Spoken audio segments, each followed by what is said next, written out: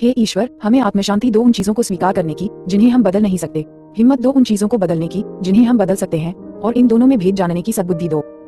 तेरी इच्छा चले प्रभु, हमारी नहीं। सिर्फ आज के दिन अप्रैल 28 सचमुच में कौन अच्छा होता है। हम अपने दृष्टिकोण को बेहतर करने के लिए इन कदमों को भी इस्तेमाल कर सकते हैं। हमारी सबसे बढ़िया सोच ने हमें परेशानी में डाला।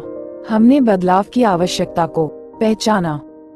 बेसिक टेक्स्ट पृष्ठ 51।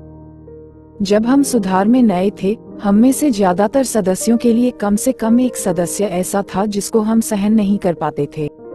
हम सोचते थे कि वह सदस्य पूरे कार्यक्रम में सबसे ज्यादा कठोर और बहुत ही बुरा सदस्य था।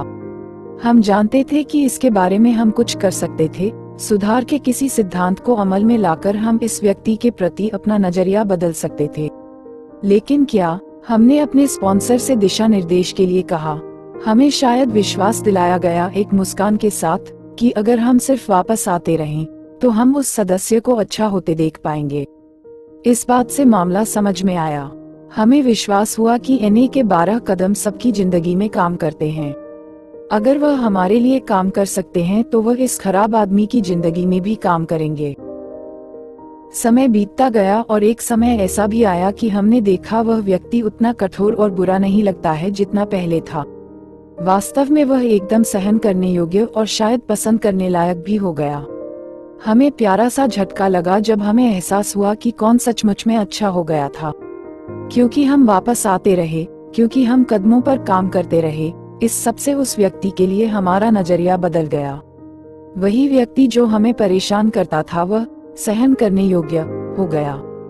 क्योंकि हमने सहन करने की योग्यता विकसित कर ली थी, वह व्यक्ति पसंद आने लायक बन गया था। क्योंकि हमने प्यार करने की योग्यता विकसित कर ली थी। वास्तव में कौन अच्छा होता है? वह है हम। जैसे जैसे हम कार्यक्रम पर अमल करते हैं तो वैसे वैसे दूसरों के प्रति हमारा नजरिया बदलता है, क्योंकि हम अपने नजरिए में बदलाव पाते हैं।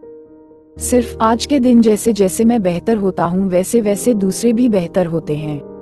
आज मैं सहनशीलता व्यवहार में लाऊंगा और जिनको मैं मिलता हूँ उनको प्यार करने की कोशिश करूंगा। हे ईश्वर, हमें आत्मशांति दो उन चीजों को स्वीकार करने की जिन्हें हम बदल नहीं सकते, हिम्मत दो उन चीजों को बदलने की जिन्हें हम बदल सकते हैं, और इन दोनों में भेद जानने की सद्बुद्धि दो। तेरी इच्छा चले प्रभु, हमारी नहीं। Thanks for watching. Like, make sure, subscribe at jtrend._91.